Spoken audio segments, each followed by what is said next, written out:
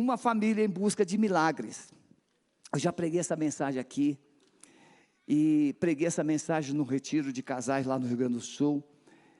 Eu estava meditando e o Espírito Santo falou claramente essa mensagem. À noite eu vou falar sobre perdão. Domingo que vem nós teremos aqui o pastor Tércio, da igreja Monte Serrar, em Porto Alegre, Rio Grande do Sul. Eu gostaria que você não deixasse de vir, porque é um grande homem de Deus, ele está há 21 anos lá, um ciclo extraordinário, um ministério, ele pegou uma igreja pequena, está com 2.000 membros. Deus vai fazer uma obra linda aqui, ele virá com a família toda, a esposa, as filhas, vão passar aqui, eles estão vindo de carro para até fazer um momento de descanso também, e eu escalei para eles almoçar lá na casa da Lília. A Lidinha vai se virar lá com o almoço, né? Lá tem mais espaço, e eu falei assim, você tem mais espaço que o papai, então prepare o almoço para essa família, pequenininha, 4, bem só. Muito bem, João capítulo 2, versos de 1 a 11. Você pode dizer, como é que a gente faz quando a gente fala que vai ler a palavra? Vocês perderam o costume, né? A gente precisa resgatar isso. Quando a gente vai dizer, vamos ler a palavra, a igreja tem que dizer um glória ou começar a vibrar, porque quando a palavra vem, ela vem com uma resposta, né, Alexandre? Cris, tudo em paz lá, Cris? Acalmou lá o Senhor, o Espírito Santo fez uma obra lá? Ele faz, né? Está fazendo, né, filhinha? E ao terceiro dia, fizeram-se umas bodas em Caná da Galileia, e estava ali a mãe de Jesus. E foi também convidado Jesus e os seus discípulos para as bodas. Só aqui. Quem aqui tem filho para casar? Ó, Carlos está aqui. Fala, Carlos, fica em pé com a sua família, por favor. Olha que homem pequenininho, meus irmãos, olha. A esposa dele parece até uma filha, está no ombro dele, né? Grandão. Ele trabalha junto com o Conrad lá no Ministério Alto, né? Escola do Alto, e eu me inscrevi, eu vou fazer lá, já disse para ele, me justificando que eu vou faltar uma aula no dia 8, que eu vou estar em São Paulo, mas essa família linda está aqui, eles trabalham nessa visão, a Escola do Alto, Escola dos Milagres, e essa igreja crê nos milagres, e com certeza vai melhorar um pouquinho. Obrigado pela sua presença aqui. Então veja, quem aqui tem filhos prontos para se casar? Filha ou filho? Muito bem. Se você tem um filho para casar, uma filha para casar, é melhor você orar bastante, porque os filhos pensam, às vezes, eu estou aqui falando de forma assim, hipotética, ou de modo generalizado. Quando se vai fazer uma lista de casamento, vou pegar a Lilinha como cobaia de novo, né? Quando ela foi, o casamento da Lília, a gente conversou que seria 200 convidados, 200 já é uma nota preta, né? Porque curitibano, no Rio de Janeiro, é salgadinhos, refrigerante, vai servindo assim, então a mixaria você faz a cerimônia, mas curitibano tem que ser um jantar de gala. O curitibano é chique, né? Tem que ser um negócio assim, 200 jantares de graça. Eu nunca recebi muita coisa de graça, mas a gente vai dar 200 jantares de graça. Ainda apareceram 67 penetras, que eu tive que pagar em cima da hora. É verdade, apareceram lá, quando eu fui acertar lá com o buffet. Não, pastor, tem 67 aí que estava fora do script. É mesmo, é. Mas você tem certeza? Será que eles não pegaram um prato limpo para ficar comendo no prato? Não, pastor, 67, tá bom.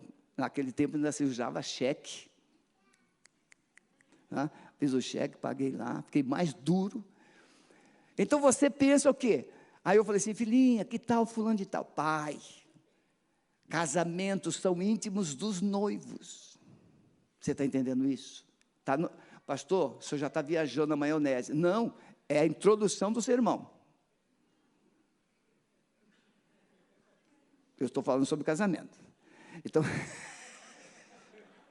essa parte é a introdução e está dentro do contexto. Sim ou não? Sim. Então você pensa o quê? Vai convidar? Não. E aqui eu vou só brincar. Eu não vou falar que isso é verdade, mas pode ser que seja. Convida gente que pode dar um presente bom. Pode ser. Os padrinhos, então, coitadinhos, ficam com as orelhas vermelhas e quentes, porque ai do padrinho que não der presente. Né? E se pudesse desembrulhar, né, doutor Breno, o presente ficaria pior ainda, porque tem gente que dá um presente grande, mas agora é pequenininha por dentro. E assim a gente vai pensando o quê? Nos convidados do casamento. Pessoas que nós gostamos, pessoas que nós admiramos, pessoas que nós temos vínculos. E nós pensamos em pessoas boas, e algumas não tão boas, mas elas pertencem ao nosso círculo de amizade ou de parentesco. Tem parente que, se a gente pudesse, não convidaria, mas tem que convidar. E o miserável vai lá, come e critica depois. Não é assim? O Alexandre disse para a filha, quantas pessoas fizeram aquele casamento que eu celebrei lá da sua filha? 27. Olha, esse é o pai inteligente. 27. Se quiser, assim. Não quiser, vai fazer em outro lugar. E fez ainda no salão do condomínio. Ficou chique lá, não ficou? Ficou chique.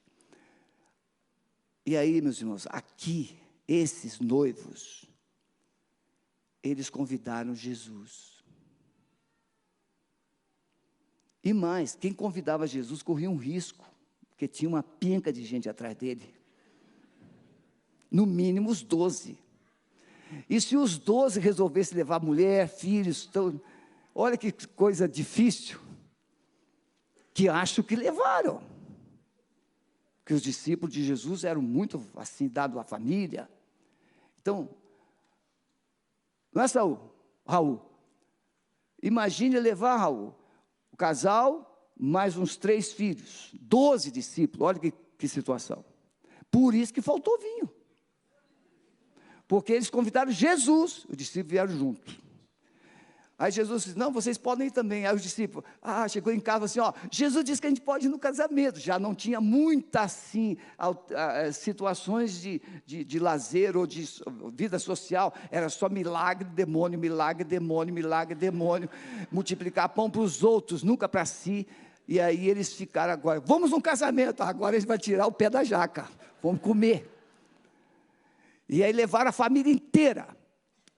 Isso é uma interpretação do pastor Sebastião, por que faltou vinho. Mas a gente sabe que essa história, que falta vinho, é Jesus deixando um ensino sobre algumas coisas que nós queremos compartilhar agora. A família é a coisa mais importante para Deus na terra. Não existe algo mais sublime que Deus preze que não seja a família. Por quê, irmãos? Quanto tempo uma criança fica hoje na escola? Quanto tempo?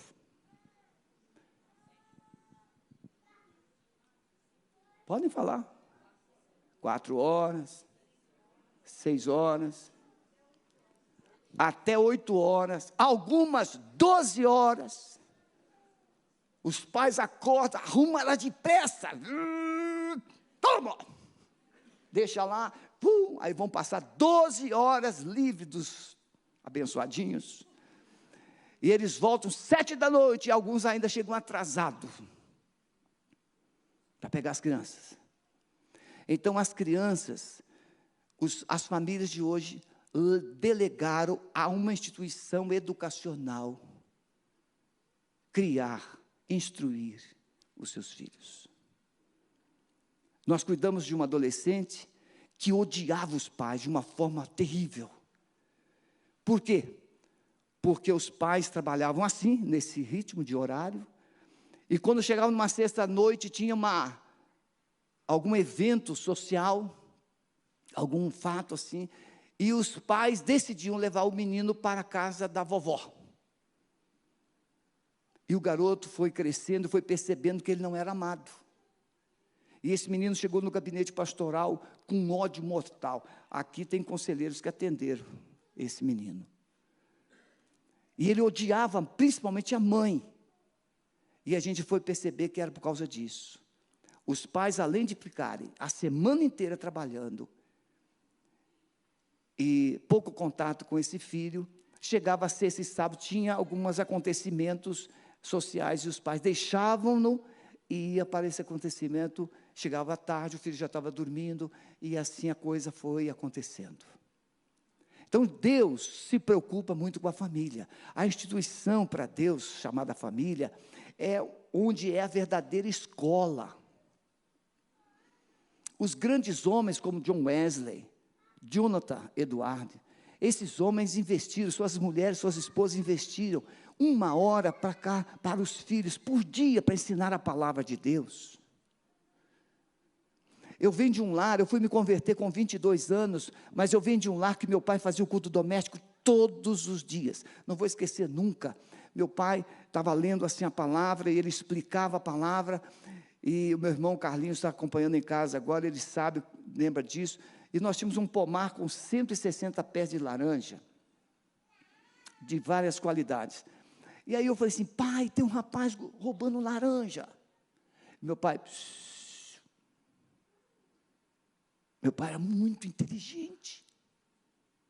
Meu pai tinha, assim, uma inteligência diferenciada. Não fez universidade, não, mas tinha. Ele passou tudo para mim. Quando morreu. Até a oratória ele passou para mim. Meu pai era tremendo. Então, se eu pregar bem, você vai dizer, o pai dele era bom. Se eu pregar mal, você nem tudo o pai dele passou. Porque o meu pai era bom. Aí... meu pai fez o texto, explicou o texto, fez oração, e eu estou lá com o olho aberto, um fechado, vigiando o rapaz, enchendo o saco. Ele encheu um saco assim de laranja. Aí depois eu fui entender. Você já viu o ladrão correr com um saco de laranja cheio? Ele não consegue. Meu pai sabia disso, eu não. Então meu pai falou assim, bem, já que ele está tirando laranja, deixa ele botar no saco. Quando ele estiver com o saco, com a laranja toda no saco, aí eu só chego na porta e assim, e quando alguém diz para o ladrão, o que ele faz? Ele dá no pé, e deixou o saco cheio de laranja, todas as laranjas no saco. Aí meu pai, ele virou para o filho mais forte, assim, vai lá, pega o saco de laranja e traga para casa. E o ladrão foi com as mãos abanando para casa, foi embora. Então veja, família, você pode não ver os seus filhos se converterem, mas eles se converterão, porque você colocou uma semente, você regou uma semente. Então nessa palavra eu quero que você entenda, que Deus não vai fazer o milagre que você precisa fazer. Tem coisas que o milagre vai exigir, ações dos cônjuges, dos membros da família. Então 3 coisas, entender que o milagre exige a presença de Jesus. Você pode ser um cristão, você pode ser um adorador até impactante, mas talvez você não seja tudo que você é aqui na sua casa. E a presença de Jesus, que é tão forte aqui, ela não é tão forte na sua casa. Por quê? Na sua casa você não tem tempo para a palavra, na sua casa você não tem tempo para adorar, na sua casa você não tem tempo para ter o seu cantinho secreto, né, o seu momento secreto. Você não tem nada disso, porque é um agito muito grande. Então a presença de Jesus na sua casa é desse tamaninho. É o que sobra do que você leva aqui. E o que você leva daqui não será suficiente para a semana toda. Porque o avivamento de hoje é para hoje, a unção de hoje é para hoje, a unção de hoje é para hoje. Amanhã você tem que renovar essa unção. Você tem que fortalecer novamente. Por isso que as pessoas vão na academia. Tem gente que vai na academia, depois de 3 meses voltam. Vai resolver? Não, a academia é disciplina. Não é assim, chefe? Certo? Rapaz, eu estou precisando de um personal. Eu corro, mas eu não faço músculo. Eu perco gordura. E estou ficando cada vez mais magro, eu e minha esposa. A gente daqui a pouco vamos voar. A gente vai cantar aquela música assim, voando com a águia. Porque a gente perde. Então eu preciso. Mas eu já tenho um. E eu tenho que primeiro liberar ele. Na verdade, ele já me liberou há muito tempo. Eu fui uma vez lá e não voltei mais. Eu tive vertigem. Fiz uns exercícios tão fortes que eu tive vertigem. Mas eu tenho que fazer músculo nas pernas para ficar forte e não prejudicar tanto o joelho. Você está vendo? Músculo nas pernas para proteger o joelho. Músculos espirituais protegem os seus joelhos na família. Quem fica de joelho produz músculos espirituais. Família. Então, se você não tem Jesus na sua casa, se você não convidou, vamos imaginar que esse casal, essa família dos noivos, não tivessem convidado Jesus, e agora faltou vinho. Ia ficar faltando. Não sei quanto, o casamento judaico eram 7 dias, e os bichinhos comiam para caramba. O vinho era a única bebida. Então, vamos pensar, irmãos, todas essas coisas que a gente precisa entender. A presença de Jesus precisa ser atraída, a presença de Jesus precisa ser conservada na família. Em segundo lugar, entender que o vinho não pode faltar no casamento. O vinho aqui, nós aplicamos, e teve uma vez, e tem um membro da família aqui que vai testificar, está aqui. Teve uma vez que meu Deus, a família queria até me bater. Porque eu fiz uma cerimônia de casamento e fez essa alegoria. E alguém da família pensou que eu estava insinuando que tinha vinho no casamento que ia faltar. Entenderam assim, literalmente. E ficaram zangados comigo. Aí eu disse, não foi isso que eu quis dizer, mas se vocês entenderam isso, eu quero pedir perdão. Depois ficaram mais amigos do que antes, mas resolveu, fiquei assim, com o cabelo em pé. Entender os sinais no casamento de que o vinho está acabando. Naquele contexto, o vinho era um dos elementos mais importantes de uma cerimônia. Agora, vamos lá, os vinhos ficam em potes, em talhas. Você não percebe que o negócio está ficando levinho? Você percebe. Se você tem um filtro de barro, o meu cunhado tem, né, Silas? Tem um filtro de barro em casa. Quando o seu filtro normal, ele é transparente, então você sabe, você percebe, você enxerga quando a água está quase acabando. Então você abastece a parte superior e ele vai filtrar mais. Mas o filtro de barro não. Ou você olha, ou enfia o dedão lá para ver, ou você vai perceber que a água está saindo mais fraquinha. É assim que acontece. E aí o que acontece com alguns preguiçosos? Em vez de encher o filtro para ele filtrar mais, não, empina ele. Bebe o restinho, o tiquinho que tem. Não é assim, Zenilda? Não é assim? Você pensou que eu não te via, não via? E está anotando tudo para depois, durante a semana, pastor, ela é a minha gestora. E aí, o vinho não acaba assim. Não, as pessoas percebem que o vinho está diminuindo, está acabando. E aí chega aquele que empinou a talha. E cada um, bem, já que ele pegou para si, que se dane os outros. O vinho não acaba assim de qualquer jeito. Ele acaba aos poucos. Acabou uma talha, acabou a segunda talha, acabou a terceira talha, agora tem só uma talha. Mas você está em que dia do casamento? Ah, está no quarto, ainda tem 3. Uma talha, bem, 5 talhas. Só alimentou 4 dias? Como é que uma vai alimentar 3? Aí daria tempo, mas não. Ficaram quietos. E aí a notícia chega, acabou o vinho. Quando isso acontecia, ou se isso viesse a acontecer, era um constrangimento público da família dos nubentes. Porque na cultura judaica é honra receber as pessoas e tratá-las bem. Então o sentimento que isso traria seria danoso. Então precisamos entender os sinais de que o vinho está acabando. O sentimento já não é mais o mesmo. No entanto, o sentimento é produzido por uma nova forma de pensar. Veja, a gente pensa, depois a gente fala. Não é assim? Você olha para a sua namorada, vê aqueles olhinhos, aquele cabelo cheiroso, aqueles lábios com batom, aquele rostinho cheio de creme, e aí você pensa, que coisa linda. Aí você fala, você é muito linda. Aí você casa, aí a sua mulher vai estar arrumando a casa. Você chega e vê o cabelo não está arrumadinho. O cheiro não é daquele perfume? Aquele, o Carbana. Aí você sabe, ela está cheirando cebola, alho.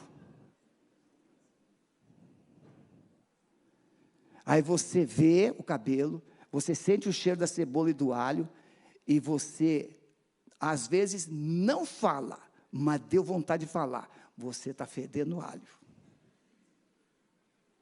Como é que você quer que aquela mulher abasteça você de vinho? Não vai. A mulher vê o marido, vou proteger os maridos. A mulher vê o marido, você é lindo, você é a coisa mais linda do mundo. Isso é só nos olhos dela, claro. Aí, ela não coloca defeito nenhum nele. Roberto, você ainda está escapando, você tem cabelo, você não tem barriga, você tem estatura, você tem tudo. A Nicole é uma privilegiada. Mas alguns o cabelo cai, outros a barriga cresce. Em vez da mulher ficar grávida, é ele que fica grávido. E a coisa vai se deteriorando. A mulher dá elogio para ele? Não. Você está muito barrigudo, você está muito pesado, E tem mais, quem come muita carne aqui, cuidado, porque quem come carne tem um suor fedido. Tem que tomar um banho de verdade e usar perfume de verdade, seu miserável, senão vai ficar fedido. E a pior coisa que uma mulher passa é um marido fedorento do lado e ela ainda sorrindo. É meu esposo. Você já viveu alguém, já teve a experiência de alguém soltar um pum perto de você, e você sabe que é ele, e você fica quieto, e aí um fica pensando que é o outro, mas quem soltou sabe que é ele. Sabe? E eu conheço um que faz isso, ele solta o pum e sai de fininho, fica longe, olhando, olhando a crise que ele instalou no ambiente, não é? Então a cerimônia de casamento, o vinho era algo indispensável. Faltar vinho em uma festa de casamento afetaria a reputação. E aí começa a faltar vinho, você não beija mais, você não faz carinho mais, você não elogia mais, você não faz sexo mais, você não faz nada mais. Mas você não fala. Como é que está? Tudo bem. Cara de paisagem, tudo bem, todo mundo feliz para a foto, só na foto, e você finge que está bem, e vai fingindo que está bem, vai fingindo que está bem, mas não está bem, o vinho está acabando, o vinho já acabou. Então quando Maria vai buscar a ajuda de Jesus, ela somente diz que o vinho acabou. Ela não diz o que Jesus tem que fazer, ela não diz como Jesus deve fazer, ela não diz nada. Jesus tem aqui umas talhas, Jesus tem... Não, ela não diz, ela só diz assim, o vinho acabou. E Jesus diz, o que eu tenho a ver com isso? Será que não tinha alguém aí, não tem o mestre, um cerimonial para saber isso? Na sua casa tem que ter alguém para saber que alguma coisa está morrendo. No seu casamento precisa haver alguém que diga que o vinho está acabando. Mas os dois ficam quietos. Não falam. Nem com eles mesmos. E nem com os outros. Então Maria foi. E ela somente fez isso. Então precisamos entender que não basta identificar o problema. Precisamos falar desse problema com a pessoa certa. Jesus e alguém que Ele pode usar para nos ajudar. Maria foi a Jesus, não foi a Pedro, Não foi a João, não foi a nenhum dos apóstolos, foi a Jesus. Primeira atitude de um casamento para que o vinho volte é falar na sua vertical. Depois Deus vai dar direção para você falar na horizontal. Um dos grandes impedimentos aos milagres restauradores de Deus na família reside na resistência das pessoas a decidir pedir ajuda. O que vão pensar de mim? Lá no Rio de Janeiro tinha um casal que fazia palestras sobre casais, tinha até um grupo de casais na sua casa, e aí me falaram assim: pastor, o casal estava tendo problemas. Eu falei assim: mas eles trabalham com casais, será que eles não sabem que tipo de procedimento eles precisam fazer para eles pedirem ajuda? Eles ficam com medo de pedir ajuda e eles serem tirados da função deles.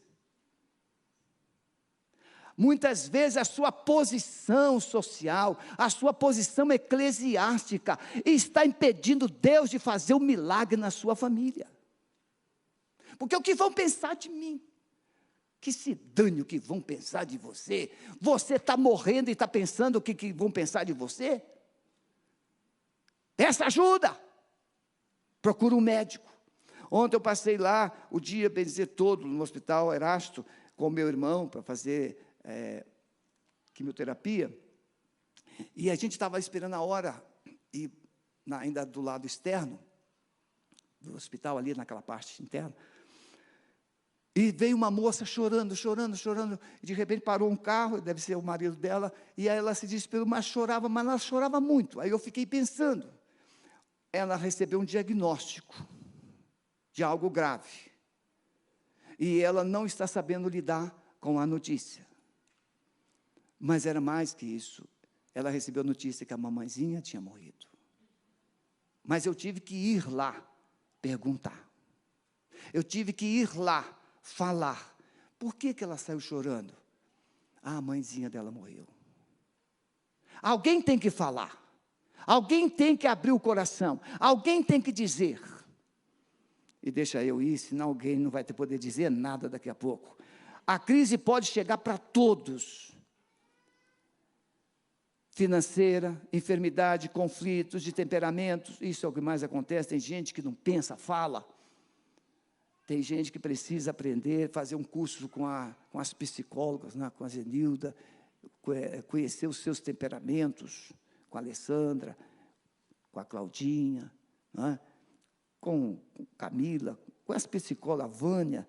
Aqui tem mais psicólogo que membro. Por isso que essa igreja é tão bem cuidada. A comunicação em família tem sofrido e impossibilitado muitos milagres. Meu amado, minha amada, se você está enfrentando dificuldades e está fingindo que está tudo bem, vai morrer.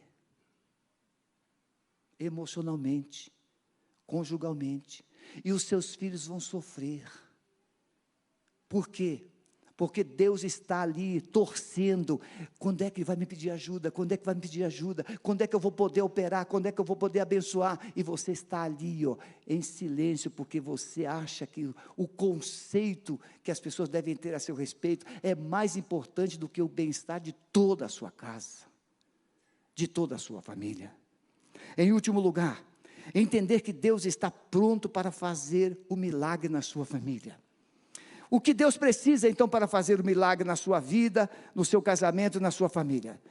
É o que eu estou falando. Primeiro, admita, eu preciso de um milagre. Quem aqui precisa de um milagre? Aí você generalizou, então não teve medo de dizer.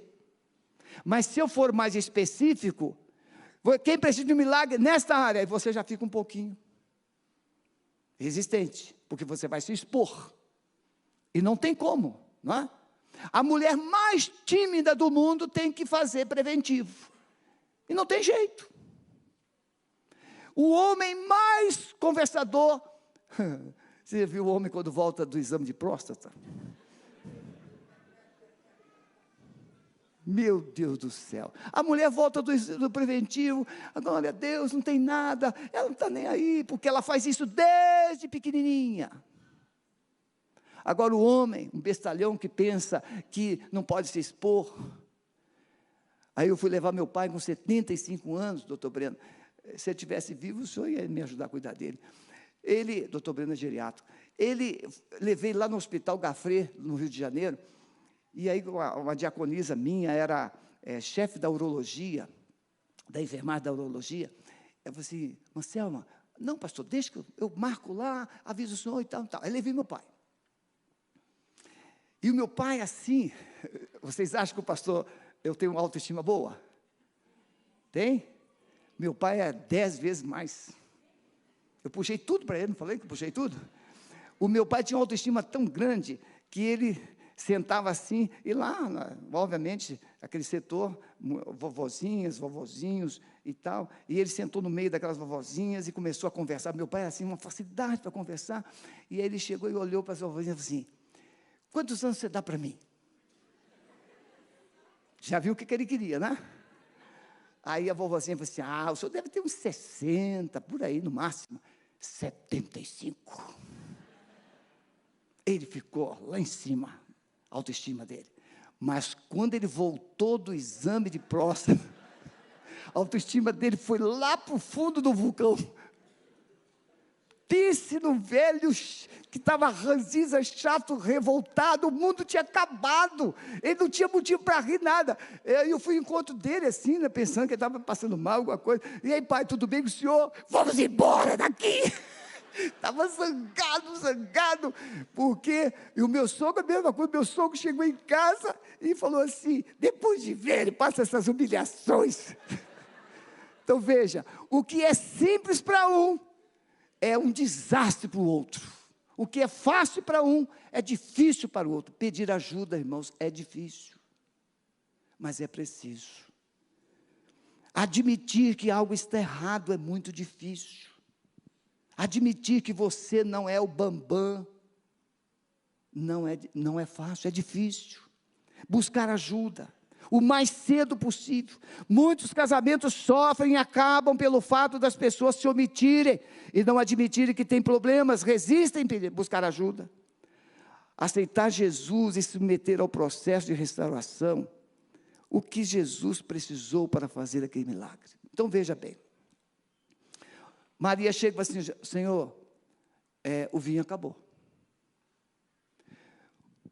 Você precisa ser curto e claro. Senhor Deus, eu estou numa situação difícil, não sei o que fazer, eu não sei mais como amar o meu cônjuge, estou numa enrascada, o Senhor pode me ajudar, o Senhor pode me ensinar, o que é que eu não consigo fazer que o Senhor pode me ajudar a fazer? Rasga o coração, mas não, fica aí. O que Jesus precisou? Ele só precisou de uma informação, uma declaração, o vinho acabou. E então, obviamente, as talhas que haviam sido cheias, agora vazias, ele pegou, assim, enchei d'água essas talhas. 6 talhas, mais ou menos, segundo alguns histórios, de 80 a 120 litros, então ali tinha de 500 a 600 litros de água. Talhas vazias podem representar você. A talha, antes de se tornar talha ou um vaso grande, era barro. E para o barro se tornar aquele vaso grande, ele precisou ser trabalhado. Muita água, ser mexido, até ficar na liga certa e ser moldado pelo oleiro. Então se tornou um vaso, uma talha, que pode ser usado para colocar alguma coisa. Então o homem é essa talha, e ele foi trabalhado por Deus. Quando ele estava nas mãos de Deus, ele era maleável, ele se deixava moldar, ele se deixava trabalhar. Alguns até quebram, como Jeremias 18, mas o oleiro, Deus, pega o quebrado e faz outro melhor. Mas depois a gente pensa que já sabe e a gente fica uma talha dura, seca, resistente.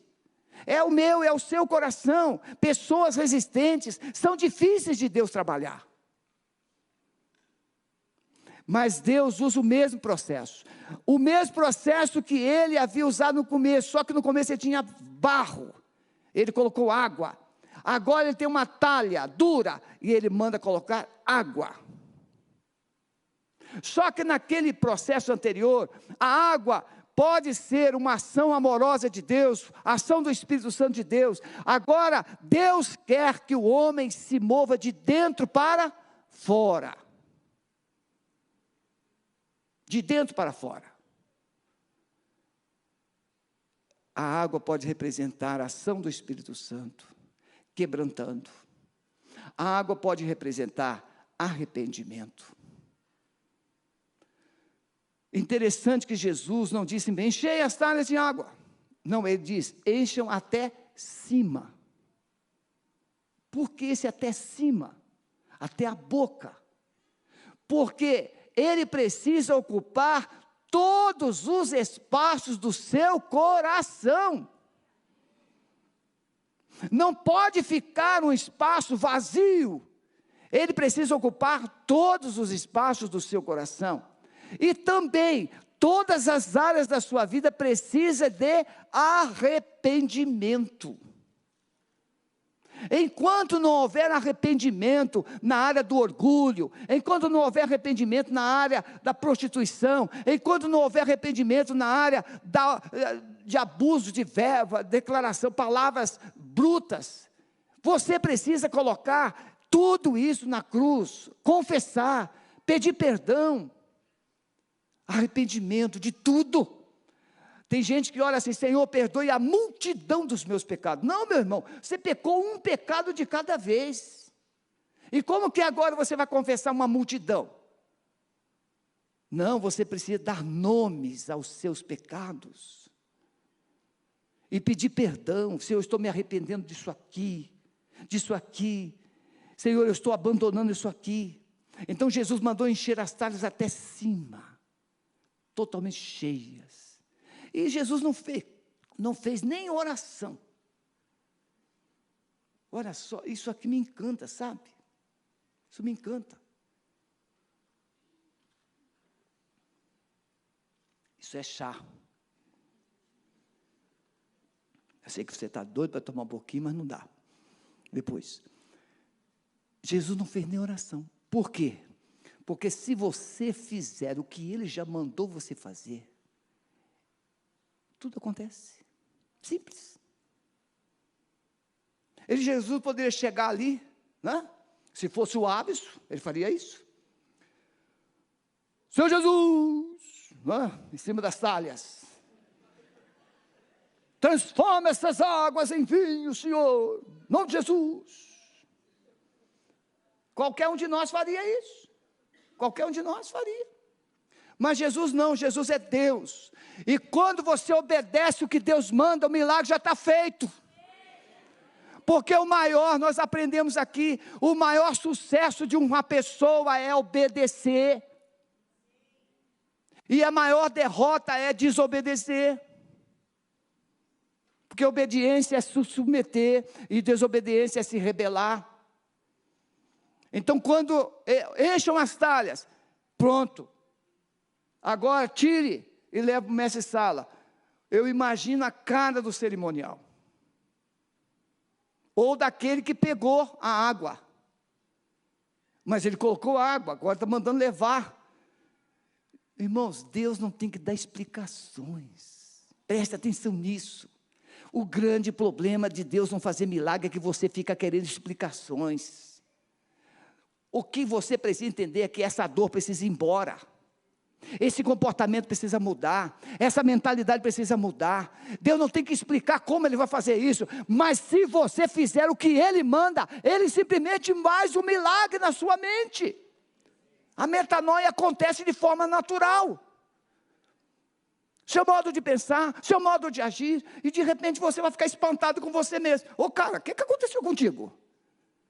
Aí você, Jesus. E aí acontecem os dois milagres. Ele muda o seu comportamento e muda a sua burrice, em sabedoria.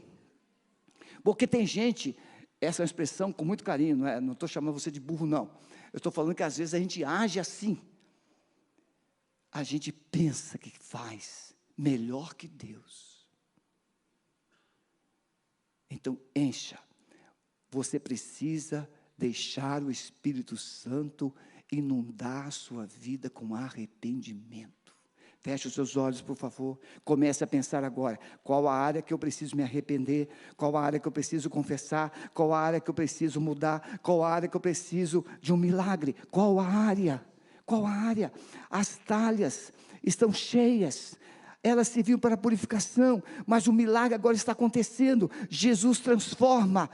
Simplesmente as águas nas mãos de Jesus se torna vinho.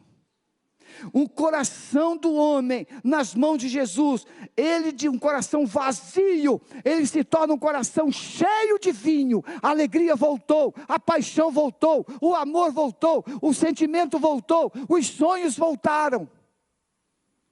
Simplesmente porque agora o seu coração está nas mãos de Jesus. Concluo dizendo: você quer receber um milagre na sua vida e no seu casamento nesta manhã? Você que está em casa, qual o milagre que Deus precisa fazer na sua vida? Jesus quer transformar sua dor em tristeza e decepção em uma grande festa. Ele quer trazer a alegria de volta. E Ele está aqui. A primeira coisa que Ele quer: talhas vazias, vasos vazios. Se você reconhece que é um vaso vazio, que precisa ser cheio do Espírito Santo, para que o milagre aconteça, fique em pé onde você está. Eu preciso ser cheio. Eu preciso de um milagre.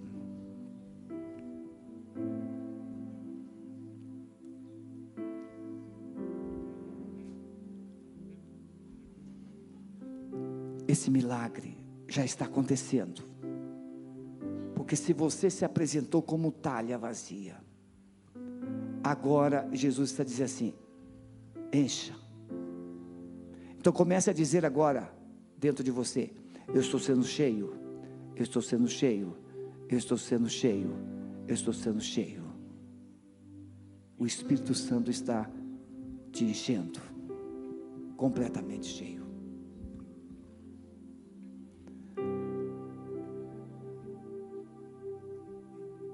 E agora o último passo. Pastor, será que o milagre aconteceu? Eu reconheci que era uma talha vazia, eu criei que Jesus agora encheu, e agora o que vai sair de mim? Comece a crer que o amor vai sair, vai voltar a fluir, a alegria vai voltar, a paixão vai voltar, sonhos voltarão. Eu profetizo que você será melhor do que antes. Seu casamento será melhor do que antes. Seus sonhos serão maiores do que antes. Há alguém aqui, permaneçam em pé, por favor. Há alguém aqui que não ainda entregou sua vida a Jesus e reconhece que é uma talha dura e precisa entregar a sua vida a Jesus, crer nele como Senhor e Salvador da sua vida? Levante a sua mão, eu quero orar por você. Amém. Há mais alguém? Lá na galeria, tem alguém? Glória a Deus. Vamos orar ao Senhor. Vou pedir à igreja toda para se ficar em pé. Você que ficou em pé, nós temos aqui 2 ministérios que podem te ajudar. Pastor Marcelo Linamir, Ministério de Casais. Pastor Wavison e Meg, na área de libertação. 2 ministérios próximos que podem te acolher, te ajudar, te aconselhar e consolidar esse milagre completo na sua vida. Eu não quis chamar ninguém à frente porque o Espírito Santo não me falou isso. Eu só quis que você entendesse que o milagre pode e vai acontecer. Coloque as mãos assim. Senhor Jesus, no teu nome eu profetizo que as talhas estão cheias, os corações estão macios, rendidos, e que tudo que era água agora é vinho. A alegria voltou, a esperança voltou, os sonhos voltaram, a paixão um pelo outro está voltando. Senhor, eu abençoo esses casais, abençoo também as pessoas que levantaram as mãos, entregando suas vidas a Ti. Complete a obra e faça nelas um milagre ainda maior. É a nossa oração no nome de Jesus.